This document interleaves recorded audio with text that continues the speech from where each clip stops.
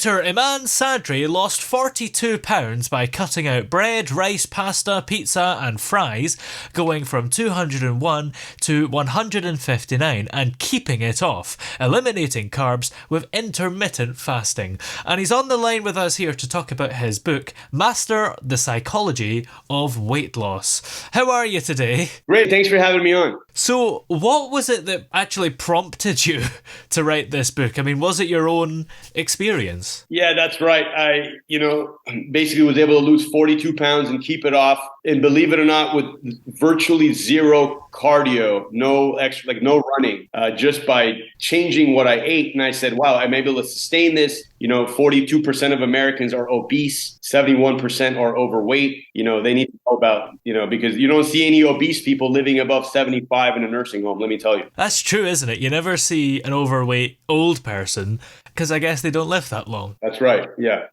Especially with the coronary artery being as thin as a pencil. It's the number one cause of stroke. Heart disease, number one killer in America. So what is the key to cutting out the carbs and all the things that are going to make you gain weight? Because they're all things that are actually really hard to give up, aren't they? They are. That's a great question. And the first chapter of my book is called You're Not Missing Out. Because if somebody's like 50 and they're overweight, they've had thousands and thousands of carbohydrate meals. The second chapter is the ramifications of overeating are not worth the consequences. So if one realizes that, if you're going to have an omelet and there's a bunch of bread on the side, you can get full without the bread. In fact, you won't feel like a beached whale, especially being Middle Eastern. I had all this massive rice associated with every dish, which people still eat. And you literally feel like, and I hate to say you always look like a beached whale pretty much. I feel like a beached whale, all that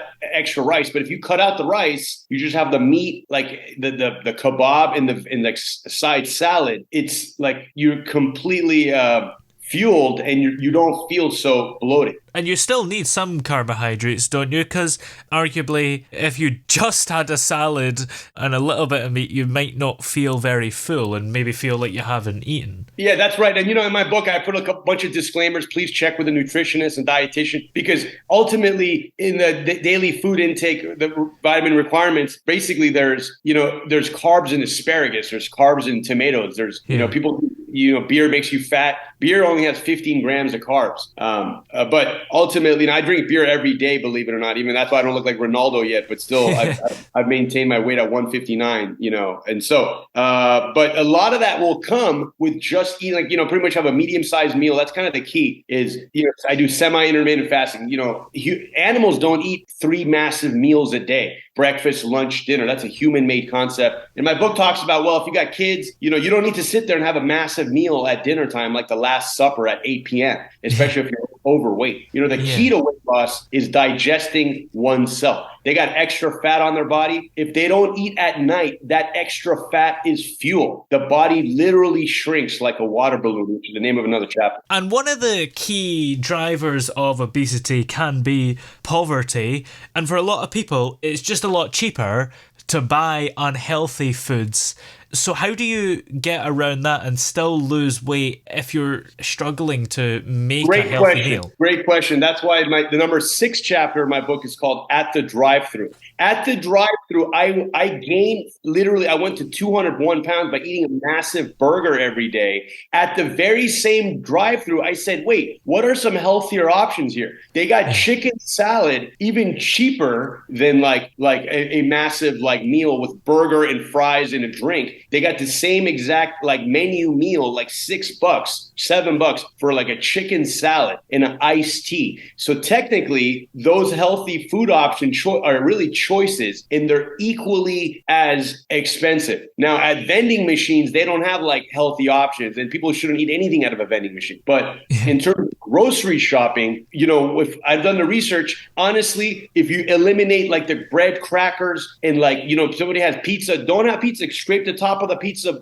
put it in a bowl. So technically, there are ways to not make a lot of money and eat healthy. How do you keep going? Because you might be able to manage a healthy lifestyle for a week or so, and then maybe have cravings and really want to go to McDonald's or another fast food restaurant available and just give up because at the end of the day, you probably still want to eat unhealthily, maybe? Yeah, that's a great question. And the number one driver is one has to decide to lose weight. The desire to lose weight, the desire to not continue to gain weight has to be greater than the cravings. And one of my other chapters is disciplined eating, healthy substitutes for cravings. Now, and I used to have a cheat meal once a week. I'd go have like eggs Benedict, and I got rid of that. If somebody's married, there is no cheat day ultimately. So, and that has to be eliminated because I ended up over like indulging myself. I'd eat like 5,000 calories in a cheat day, and it actually sets you back like a bunch of steps. So it's tough to recover. So the reality is, back to the chapters, you're not missing out. If people kind of are able to realize that, you know what, if you have whatever meal, if just take off the bread. If you go get a burrito, don't have the bread,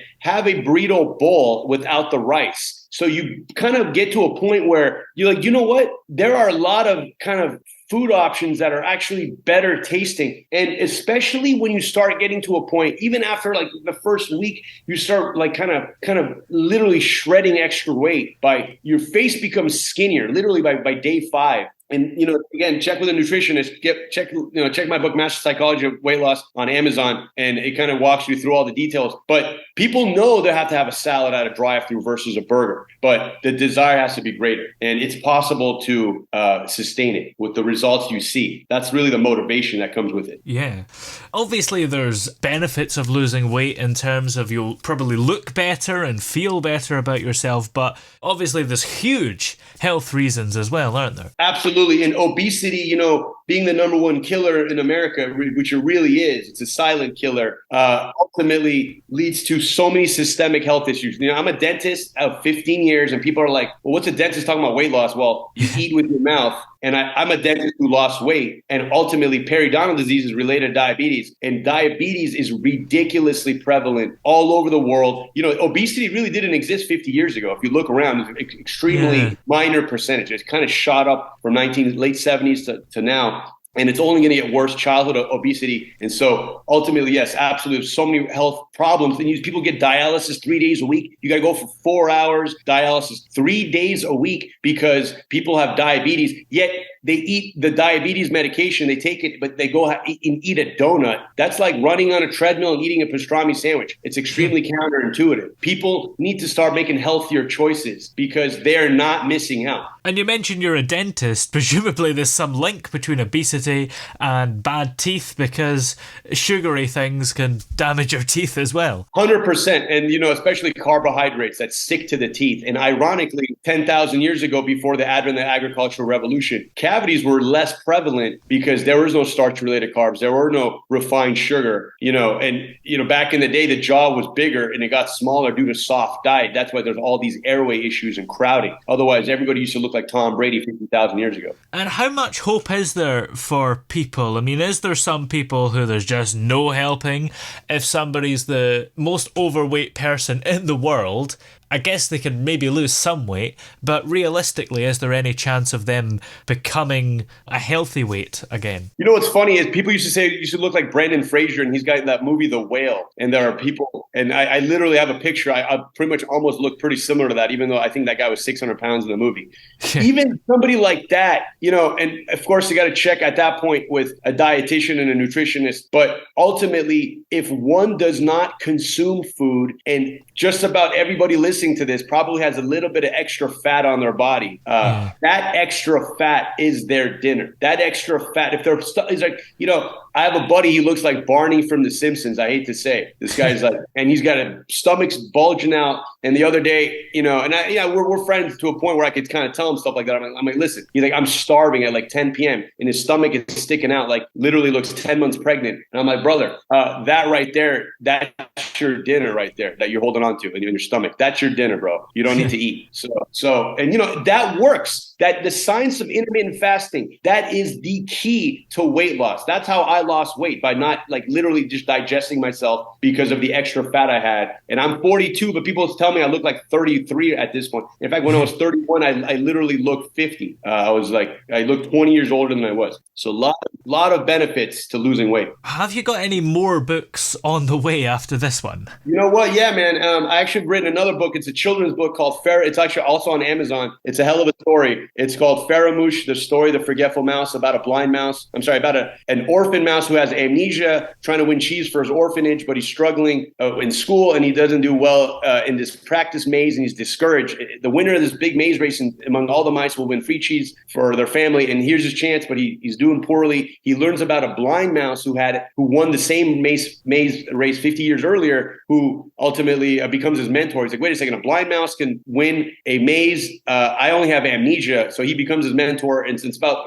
overcoming obstacles, not feeling sorry for yourself. So that's on Amazon. Faramoosh, the story of the forgetful mouse. And I wrote a third book, Why Teeth Are Like Diamonds, a case for conservative dentistry. Teeth don't decompose for millions of years. Most dental problems occur. Teeth get loose because of gum disease, or mostly root canal crowns extractions, excluding wisdom teeth on adult teeth, have to do with the fact that they've had dental treatment that has failed. Otherwise, untouched teeth withstand fires. Cavities don't cause a wormhole to eat away teeth like they used to think. That's why I tell dentists, unless you're Michelangelo and you're doing a perfect filling, you better do a perfect filling, because you have to depend on their hygiene. And I also wrote a memoir. I also wrote a play called Beethoven at Mozart. I used to be a sports writer a couple of years before I was a dentist, and that play is actually on a couple of shows being performed here. But this weight loss book, if you're interested in losing weight, I talk about a lot of factors, like the hidden perks of skipping breakfast and dinner, because just about everybody listening probably has some extra weight to lose, and this is my main thing I'm going to be known for, hopefully, because I sent copies of Oprah and I have a couple influencers talking about this book. But yeah, Master the Psychology of Weight Loss. I have a fifth book, Persian Keto Diet, talking about how you can have healthy, delicious food options without any kind. That's my sixth book, without any kind of rice or bread. That's the devil. I swear to God, rice is the devil, bread's the devil. And if you have to have pasta, I talk about this in my book. You can have zucchini pasta, but if you're going to have a massive pasta meal, you can't have that 4 times a day. That should be your only meal, middle of the day. And I talk about all the nuances of how you can, nobody's going to die if they don't eat four meals a day if they have extra weight to digest. Well, where are we able to find this book, Master the Psychology of Weight Loss? So that's on Amazon. I mean, you could, look up, just type it in on Amazon, and it's, you could order it. And also you could just look me up on social media at Dr. Iman Sadri, DRIMAN SADRI, and you can send me a DM. And also, if you're in California, my real day job, I have a couple teeth whitening offices, and so look up SoCalTeethWhitening.com if you're ever interested in the market for that. But yeah, it's on Amazon, as is my other book. The other books are all published by private publisher, but you can DM me and get copies of those as well. Excellent. Well, many thanks for talking to us today. It's been great having you on. Lovely chatting.